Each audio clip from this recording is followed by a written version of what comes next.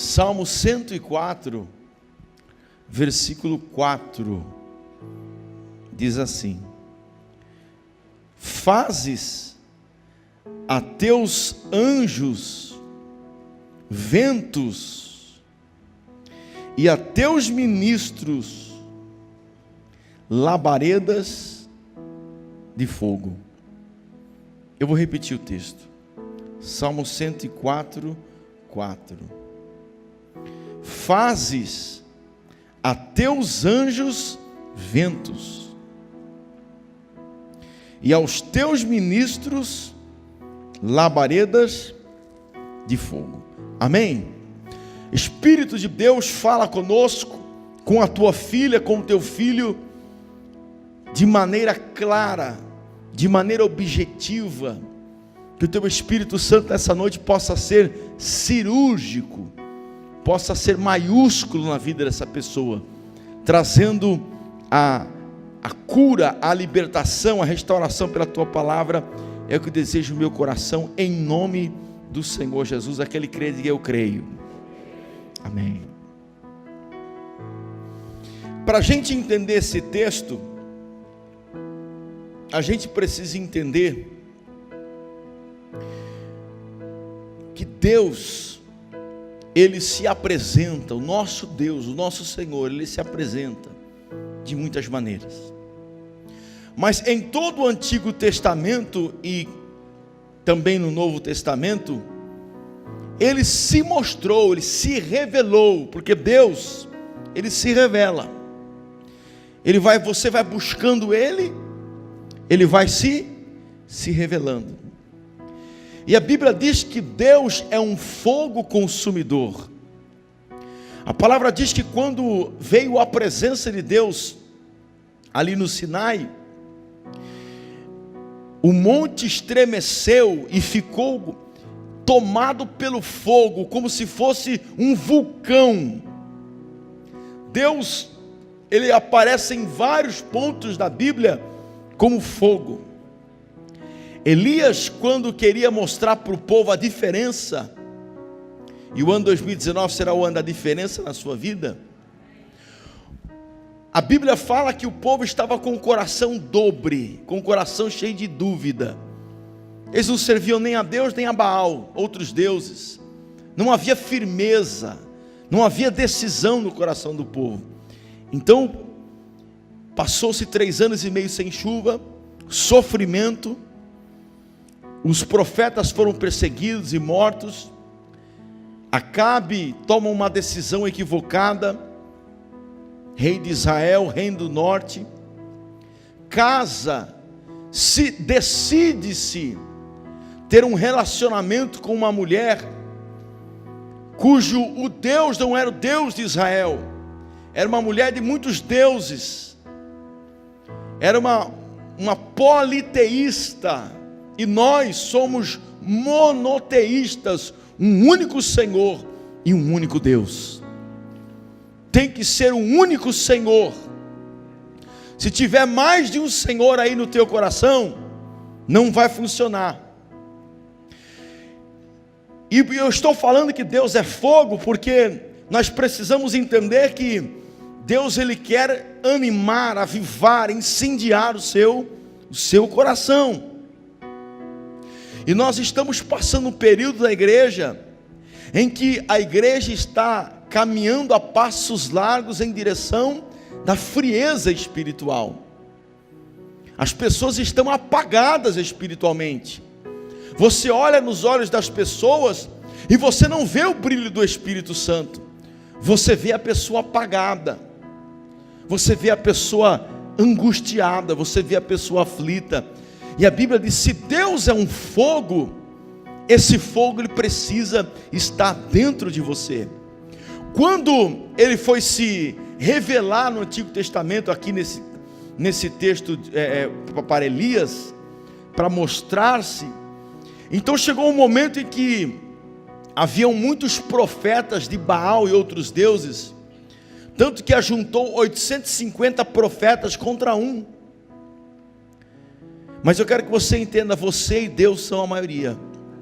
É isso que nós precisamos entender. E Elias sabia disso. Elias disse assim: olha, chama os profetas, chama o povo, e vamos orar, vamos invocar a presença, vamos pedir para que o nosso Deus se faça presente. E o Deus que se manifestar com fogo, esse é o Deus verdadeiro. O Deus verdadeiro, ele sempre se apresenta com fogo. Tudo que Deus faz é na base do fogo. E quando se apaga o fogo, é interessante que a Bíblia não fala de luz como luz elétrica.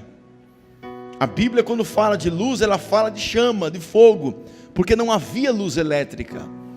Quando você falava de luz numa casa, você estava falando que dentro dessa casa tinha que existir o quê? Luz elétrica ou fogo. De alguma forma, através de uma lamparina, do óleo, do azeite, do que fosse, não tinha luz elétrica, o que tinha era fogo. Então, quando a Bíblia fala de luz dentro dos homens, a Bíblia está falando de fogo, e o Senhor quer acender o teu coração essa noite. E diz a palavra que o povo estava com o coração dividido. Então Elias, sabendo quem era Deus, disse: olha, o Deus que se apresentar como fogo, nós vamos fazer um sacrifício, nós vamos entregar uma oferta, e o Deus que for verdadeiro e aceitar essa oferta, ele vai descer com fogo. E diz a história que esses 850 homens oraram, rezaram, pularam, clamaram a manhã toda. E Elias, ainda para ajudar, falava para eles assim: viu, não é melhor vocês gritar mais alto aí? Vai que o Deus de vocês está dormindo. Olha a coragem dele. 850 contra 1. E ficaram a manhã toda orando e não conseguiram, não tiveram resposta. Queridos, nosso Deus é um Deus de resposta. Vou repetir de novo: o nosso Deus é um Deus de resposta. Sim é uma resposta, espera é uma resposta, e não é uma resposta. Você tem que pedir a resposta, mais do que pedir a resposta. Hoje eu vejo tantos homens e mulheres meninos na fé. Eles buscam profetas, homens, mulheres, pessoas, mas eles não querem a resposta de Deus. Eles querem os desejos do seu coração. Se o desejo deles é não, eles vão achar alguém que vai falar o que para eles? Não. Se o desejo do coração dele for sim, ele vai procurar alguém que fale, entre aspas, da parte de Deus, que é sim. Mas esperar, ninguém nem procura Deus para isso, mas é uma resposta. Espera no Senhor, confia nele, ele tudo tem um tempo, tudo tem um tempo determinado, e o melhor tempo não é o seu tempo, é o tempo de Deus. Esperar não é fácil, mas é divino. Vou dizer de novo: esperar não é fácil, mas é divino. Esperei com paciência no Senhor, e Ele se inclinou para me ouvir. O fato de eu não tomar uma posição, nenhuma nem outra, quando Deus não fala comigo, no sentido de espera, e eu espero dele o momento, faz com que algo divino aconteça. Deus se inclina para ouvir o meu clamor. Deus se volta para mim, quando eu me volto para Ele, confiando plenamente nele. Não fez hoje? Se for amanhã, glória a Deus. Se for depois, glória a Deus. Eu sei que Ele vai fazer no dia certo o melhor. É você colocar toda a confiança em Deus. E Elias tinha essa confiança. E depois a Bíblia diz que ele orou em poucos minutos. Ele acertou o altar, e ele pediu que cortasse o animal em vários pedaços, e ele foi cortado o animal e colocado no altar, um sacrifício, uma oferta. Só que ele pediu uma coisa diferente. Ele não apenas pediu o animal que era feito de oferta na época, Ele disse assim: olha, eu vou arrumar as pedras aqui em volta, eu vou fazer tipo de um ribeirinho baixinho, poucos centímetros assim em volta, e eu quero que vocês me tragam água, e eu vou regar o sacrifício de água, e vou encher esse ribeirinho bem pequenininho que eu vou fazer em volta do altar, eu vou encher de água. Queridos, fazia 3 anos e meio que não chovia. Quanto você acha que custava um balde de água nessa época? 3 meses de estiagem, a gente já fica apavorado. Agora imagine 3 anos e meio. Em cima do monte, alguém teve que descer, alguém teve que buscar essa água. Então não foi tão rápido como parece a história. Teve que haver da parte do povo um sacrifício. As pessoas doaram o animal, que não foi tão difícil, mas agora, para eles saberem quem era Deus, eles teriam que dar aquilo que era mais caro da época: água. E a Bíblia diz que ele regou de água tudo aquilo ali depois. Eu não sei quanto tempo demorou isso, que a Bíblia não fala, mas só fala que depois que o altar estava pronto. Eu vou repetir de novo: depois que o altar estava pronto. E altar na Bíblia é coração. Enquanto o seu coração não estiver pronto, Deus não se manifesta. O fogo de Deus não vem na sua vida. E quando estava tudo pronto, não precisou orar muito. Porque tem gente que quer o poder de Deus na vida dele, ora, busca 1 ano, 2, 3, 5, 10, e não acontece. Porque o segredo não é a oração, é a preparação. É forte isso, hein? Eu vou dizer de novo: o segredo não é a oração, é a preparação. Porque eles oraram a manhã toda e não resolveu nada. Elias, em poucas palavras, resolveu tudo. E por que resolveu? Porque foi uma oração preparada, um altar preparado. Seu coração tem que estar preparado. Então ele preparou, ele acertou as 12 pedras, colocou o animal, colocou a água, e ele orou a Deus. E ele disse assim: Senhor, ele clamou para que esse povo entenda, para que esse povo saia de cima do muro, para que esse povo aprenda a confiar no Senhor, se revele. Quando ele pediu a revelação de Deus, sabe o que aconteceu? Veio fogo do céu. Deus, quando ele quer se mostrar, ele vem com fogo. E a Bíblia diz que aquele fogo queimou todo aquele animal e lambeu toda aquela água. Em poucos segundos houve a revelação e todos viram a diferença. Quando o altar está preparado, vem o fogo de Deus. Se você não se preparar, você pode brigar a vida inteira para se libertar dos espíritos malignos, para ser batizado com o Espírito Santo. Você não vai ser. E se um dia você sentiu a presença do Senhor, e hoje você está fraco, frio, é porque você não manteve o altar em dia. Porque a sua oração hoje não faz mais efeito nenhum. Você pode orar, mas o segredo não está na oração, está no coração, está no altar. O altar tem que estar, como está lá em Levíticos capítulo 6, 13: o fogo arderá continuamente no altar, não se apagará. Por mais que você queira que o fogo não se apague, a Bíblia diz que o sacerdote toda manhã tinha que arrumar o altar, tirar a sujeira do altar, limpar o altar, para que aquele altar se mantivesse aceso todos os dias. E é isso que você tem que fazer no seu coração, limpar o seu coração. Jesus, ele vem e nos limpa, nos dá um banho de graça, mas nos manter limpo não depende dele, depende das nossas atitudes, depende do seu coração. Então Deus veio e se manifestou com fogo, e aceitou aquela oferta. Olha que interessante.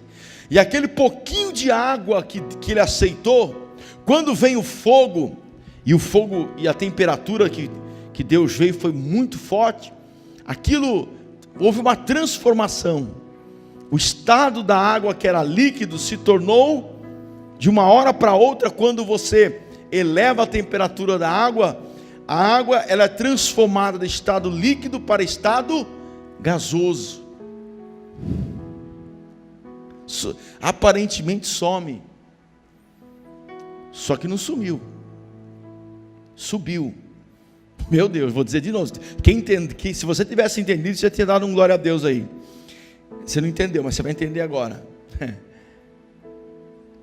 Não sumiu. Subiu. A água aparentemente sumiu, mas não sumiu não, subiu. Quando é aceito, sobe, glória a Deus. E quando é aceito por causa do fogo, porque o fogo purifica. Antes de subir tem que purificar, porque Deus não aceita coisa imunda. Ele purifica antes a tua palavra, a tua oração, o teu louvor. Então vem o fogo dele, e quando vem o fogo dele, ele purifica. E não some, não é palavras vazias. Porque tem gente que ora a vida inteira, não tem resposta, não tem nada, porque Deus não ouve a pecadores. Mas se alguém tem o altar consertado, se alguém é temente a Deus e vive a sua palavra, a esse Deus não sumiu, subiu. Por que eu estou dizendo isso? Porque logo depois ele sobe no monte, chama o seu moço, e ele vai para lá agora para orar, para pedir que Deus reverta aquela sentença de maldição e traga chuva sobre aquela terra. E a Bíblia diz que ele orou 6 vezes, e na 7ª vez, e toda vez que ele orava, ele pedia para o moço dar uma olhada no céu. Ele estava num lugar mais baixo, ele falava: vai lá no pico da montanha, olha para o céu e vê se você vê algum sinal, porque o Deus que eu sirvo é Deus de sinais. Ei, por esses dias Deus vai dar um sinal para você. E ele foi a primeira vez, voltou e disse: olha, Elias, você orou aí, rapaz, mas não tem sinal nenhum. E Elias não desistiu de orar. Eu quero desafiar você a não desistir de clamar, de orar e de buscar, porque a resposta vai vir. A palavra diz então que ele orou 1 vez, 2, 3, e o garoto subia, olhava e não via nada. Mas na 7ª vez, a Bíblia diz que ele foi e voltou, e disse: Elias, eu vi, mas eu vi pouco. O que você viu, rapaz? Eu vi uma nuvenzinha do tamanho da mão do homem, pequenininha. Eu não sei se isso aí é alguma coisa. Ele falou: fique tranquilo, pega as coisas, vamos correr, porque vai vir chuva para valer. Já avisa o rei para ele sair correndo, porque senão vai alagar toda a estrada no caminho. Vamos embora, vamos correr, porque a chuva vai ser grande. Querido, a nuvem era pequena demais, a sequidão era grande demais, mas a fé de Elias era grande demais, porque a fé de Elias não dependia do tamanho da nuvem. A gente espera ver coisas grandes para ter expectativa de coisas grandes. Através de coisas pequenas, Deus vai fazer coisas grandes na sua vida. E sabe o que era aquela mãozinha de nuvem lá? Era aquela oferta. Era aquela oferta que aquela ofertinha se tornou uma nuvenzinha assim, ó, tamanho da mão de um homem. E estava lá a oferta. E Deus aceitou e estava lá parada. Ela já estava lá, só que Elias não via. Vou dizer de novo. Parece que a oferta sumiu, porque quando ele olhou para o céu, ele não viu aquela nuvenzinha, ele teve que orar 7 vezes. Eu quero dizer uma coisa: você vai orar, vai clamar, você vai olhar, não vai ver, mas vai chegar uma hora que Deus vai revelar para você, não aquilo que ele está fazendo, mas aquilo que já está feito. Já estava lá, Elias não via. Você talvez não está vendo aquilo que Deus tem de maravilhoso para você, porque Ele ainda não revelou, mas a tua bênção já está lá no céu. E Deus só está esperando a sua perseverança. Elias perseverou e Deus revelou uma nuvem do tamanho da mão de um homem. E a tempestade foi grande, a chuva foi grande. E é o que Deus vai fazer no teu casamento, na tua casa, na tua família, no teu lar. Tudo aconteceu por quê? Porque Deus se manifestou de que forma? Como um fogo consumir. Quando você põe seu dinheiro aqui, se é um dinheiro sujo, Deus não aceita. Se é dinheiro, se é sangue limpo, se é dinheiro honesto, Deus aceita. E sabe o que Ele manda na hora? Quando você põe um dinheiro, porque hoje nós não damos animais, nós damos dinheiro. Sabe o que acontece? Deus aceita e manda fogo. Fogo. E quando vem o fogo, Ele vai aceitando, aquilo vai para Deus. Você entrega e vai para Ele. E Ele aceita e Ele vê isso. Então você vai só orar e confiar no Senhor. Porque vai vir um sinal, vai vir um parceiro, vai vir uma situação que você nem imagina que vai mudar a tua vida. E não só a tua vida, pode mudar uma nação inteira, porque através da sua oração, um país todo pode ser alcançado por causa de você.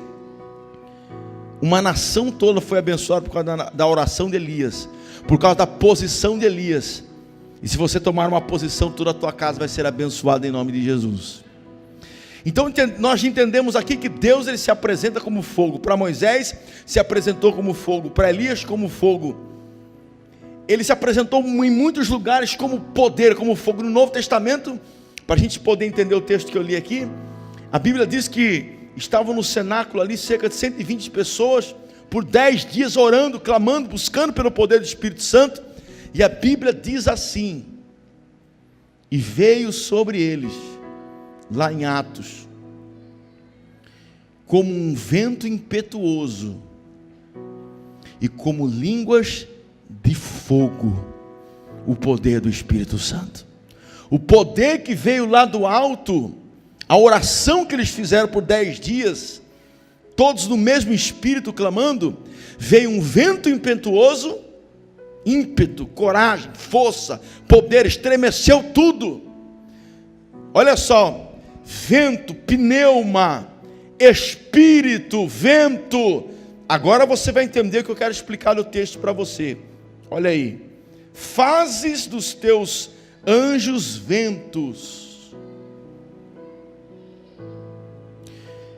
Olha que coisa poderosa. Aqui é uma palavra profética, está falando assim, para que os anjos sejam como ventos, está dizendo aí, faze dos teus anjos ventos.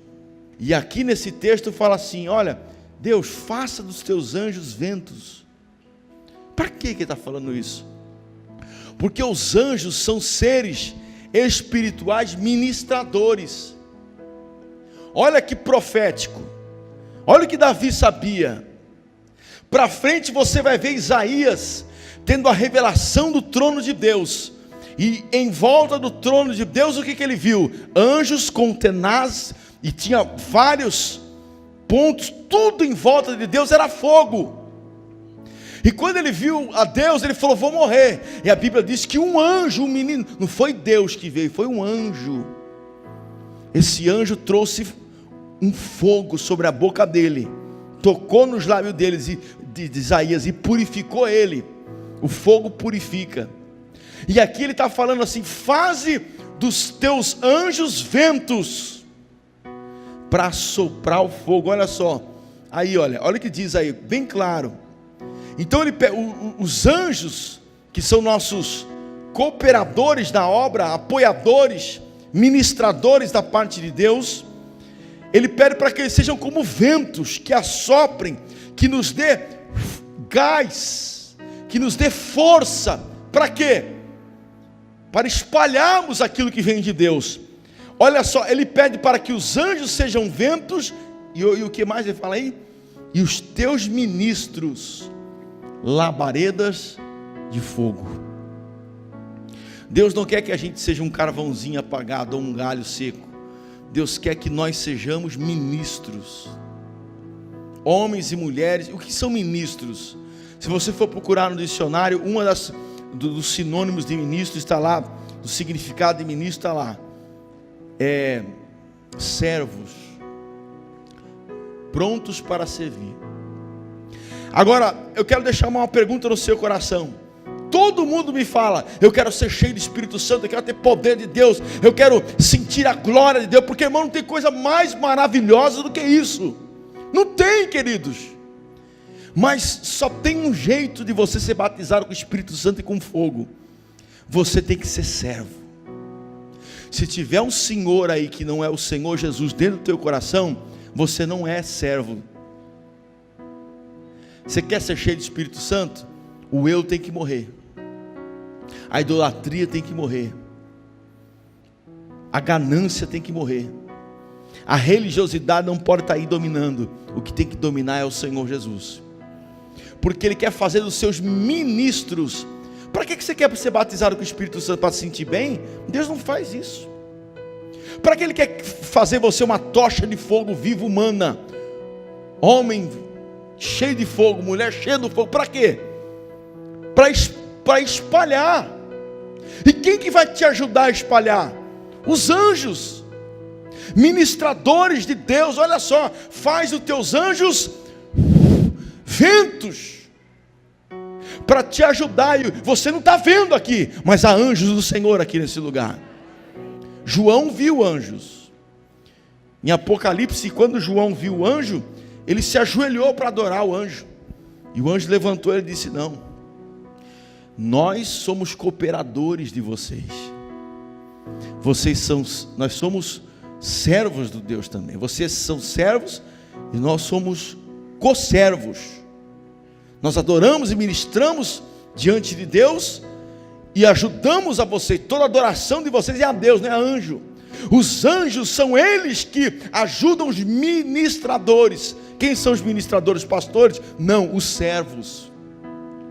Todo aquele que é verdadeiro servo. Sabe o que Deus quer fazer com você? Fazer com que você seja uma tocha humana, labaredas de fogo. Então, quando veio o Espírito Santo, o poder do Espírito Santo, lá no Atos dos Apóstolos, ele veio com vento impetuoso. Foi vento e como línguas de fogo. É o que Deus quer fazer. Agora, se você quer as coisas de Deus para ser um egoísta, não vai funcionar, porque você tem que querer as coisas de Deus para ministrar. Ser um ministro não te coloca num patamar acima dos outros, pelo contrário. Você está sentado aí, e eu estou aqui como um ministro. Quem é maior?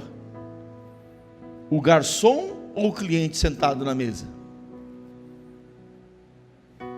Você vem aqui, eu tenho que preparar a comida, tenho que preparar tudo para você e servir na sua boca, servir nos seus ouvidos.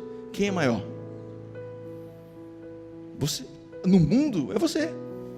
Você precisa se preocupar. Você tem que chegar aqui e esperar alguém que... Só que você também, se você não buscar Deus, você fica frio. E eu estou aqui hoje para dizer para você que essa palavra vai acontecer na vida daqueles que creem.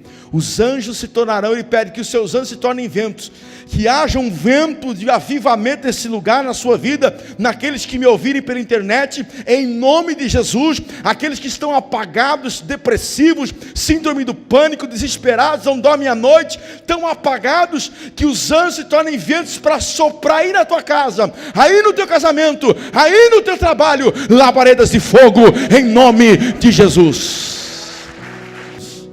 Você que vê o nosso vídeo, se inscreva no canal, tem um sininho aí, aperte esse sininho, faça parte desse grupo. Toda pregação nova você vai ser atualizado. Nos ajude a divulgar as mensagens, em nome de Jesus.